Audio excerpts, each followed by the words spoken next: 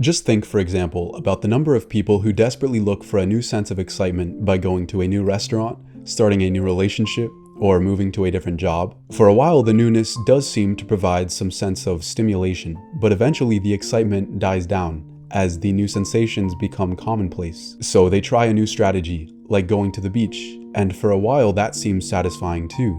The sun feels warm, the water feels great, and there's a whole new crowd of people to meet and maybe new and exciting activities to try like jet skiing or parasailing. But after a while, even the beach gets boring. The same old conversations are repeated over and over, the sand feels gritty on your skin, the sun is too strong or hides behind the clouds, and the ocean gets cold. So it's time to move on, try a different beach, maybe in a different country. The trouble with all of these solutions is that they are, by nature, temporary. And so the issue is that most people don't have a very clear idea of what happiness is, and consequently find themselves creating conditions that lead them back to the dissatisfaction they so desperately seek to eliminate. And so, in this video, we'll look at happiness and unhappiness and what causes them a bit more closely.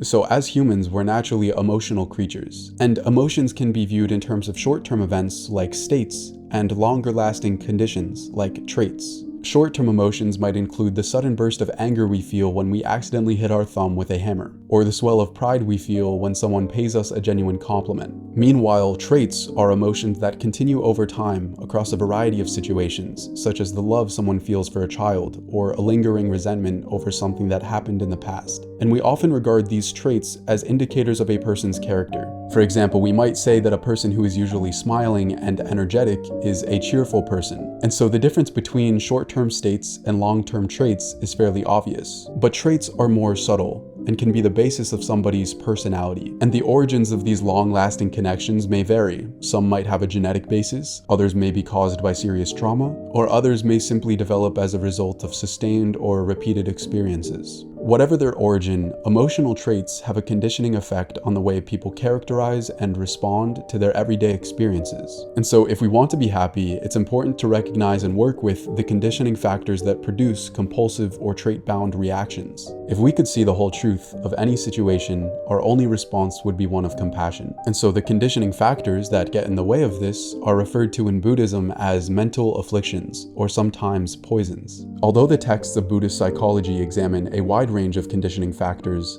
all of them agree in identifying three primary afflictions that inhibit our ability to see things as they really are: ignorance, attachment, and aversion. Ignorance is a fundamental inability to recognize the infinite potential, clarity, and power of our own minds, as if we were looking at the world through colored glass. Whatever we see is disguised or distorted by the colors of the glass. Ultimately, ignorance distorts our reality by categorizing it between self and other. And so, ignorance is a twofold problem. Once we start to see ourselves as a single, independent self, we inevitably start to see anything that is not self as other. In this dualistic way of thinking, everything we experience becomes, in a sense, a stranger, and we lock ourselves into drawing boundaries between ourself and the rest of the world out there. We begin looking at other people, material objects, and so on, as potential sources of happiness and unhappiness, and life becomes a struggle to get what we need in order to be happy before somebody else grabs it. This struggle is known in Sanskrit as samsara, which literally means wheel or circle. Specifically, samsara refers to the wheel or circle of unhappiness, a habit of running around in circles, chasing after the same experience again and again, each time expecting a different result. The opposite of samsara is nirvana, a term that is very commonly misunderstood. This Sanskrit word roughly translates to extinguishing or blowing out, as in the blowing out of the flame of a candle. Nirvana is often interpreted as a state of total bliss or happiness, arising from the distinguishing or blowing out of the ego, or the idea of self. While this interpretation is accurate to a certain extent, nirvana is a fundamentally objective state of mind. See, most people would prefer to experience only the high notes of happiness. But as a student pointed out, eliminating the low notes from a Beethoven symphony would result in a pretty cheap and tinny experience. And so nirvana is a fundamentally objective state of mind, an acceptance of experience without judgments, opening us up to see solutions that may not specifically be related to our personal attachments or needs of survival. So while samsara is a point of view in which you're identifying with your personal experiences and acting accordingly, nirvana is a detached way of being in which you're acting objectively in the service of all sentient beings. And the conditioning factors are what block us from acting that way. This brings us to the second of the three primary mental afflictions, which is attachment. The perception of self as separate from others is, as discussed earlier, essentially a biological mechanism. As humans, we live in physical bodies, and so some of the things we need, such as oxygen, food, and water, truly are indispensable. But the problems begin when we generalize biologically essential things into areas that have nothing to do with basic survival. In Buddhist terms, this is known as attachment or desire, which, like ignorance, can be seen as having a purely neurological basis. When we experience something like chocolate, for example, as pleasant, we establish a neuronal connection that equates chocolate with the physical sensation of enjoyment. Chocolate itself is not a good or a bad thing. It's our neuronal attachment to chocolate that creates problems, to manufacture an illusion of wholeness. The Buddha compared attachment to drinking salt water from an ocean. The more we drink, the thirstier we get. Likewise, when our mind is conditioned by attachment, however much we have, we never really experience contentment. As a result, we not only become dependent on the object, but we also reinforce the neuronal patterns that condition us to rely on external sources to give us happiness. For some people, relationships are the key to happiness. When they see someone they think is attractive,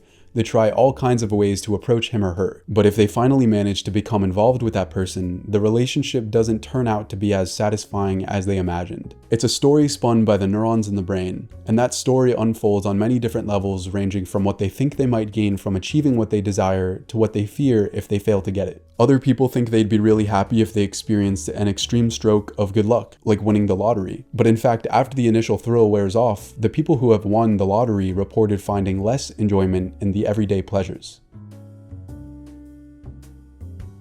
Because every strong attachment generates an equally powerful fear that we'll either fail to get what we want or lose whatever we've already gained. And that is what Buddhism refers to as aversion, the resistance to the inevitable changes that occur in relative reality. The notion of a lasting, independently existing self urges us to expend enormous effort in resisting the inevitability of change, making sure that this self remains safe and secure. And so when we've achieved some condition that makes us feel whole and complete, we want everything to stay exactly as it is. The deeper our attachment to whatever provides us with a sense of completeness, the greater our fear of losing it, and the more brutal our pain if we do lose it. In many ways, aversion is a self-fulfilling prophecy, because we might be so scared of losing what we desire. Just think for a moment about how you act around someone to whom you feel a strong attraction. Do you behave like the suave, sophisticated, and self-confident person you'd like the other person to see? Or do you suddenly become a tongue-tied goon? Aversion reinforces neuronal patterns that generate a mental construct of your mind as limited, weak, and incomplete. Because anything that might undermine the independence of this self is perceived as a threat, you unconsciously expend an enormous amount of energy on the lookout for potential dangers. On a purely emotional level, aversion tends to manifest as anger and even hatred.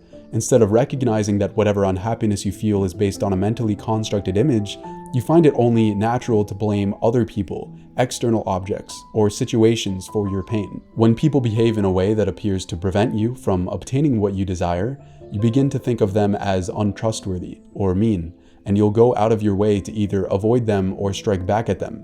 In the grip of anger, you see everyone and everything as enemies. As a result, your inner and outer worlds become smaller and smaller. You lose faith in yourself and reinforce specific neuronal patterns that generate feelings of fear and vulnerability.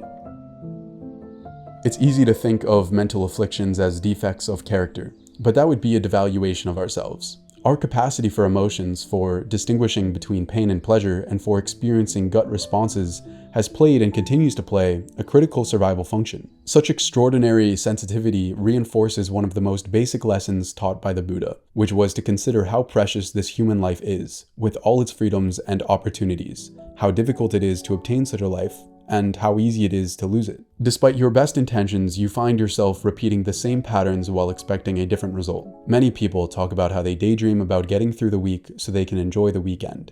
But when the weekend is over, they're back at their desks for another week, daydreaming about the next weekend. Fortunately, the more familiar we become with examining our minds, the closer we come to finding a solution to whatever problem we might be facing, and the more easily we recognize that whatever we experience is simply a fabrication of our own minds. If you truly want to discover a lasting sense of peace and contentment, you need to learn to rest your mind. Only by resting the mind can its innate qualities be revealed. The simplest way to clear water obscured by mud and other sediments is to allow the water to grow still. In the same way, if you allow the mind to come to rest, ignorance, attachment, aversion, and all other mental afflictions will gradually settle, and the compassion, clarity, and infinite expanse of your mind's real nature will be revealed.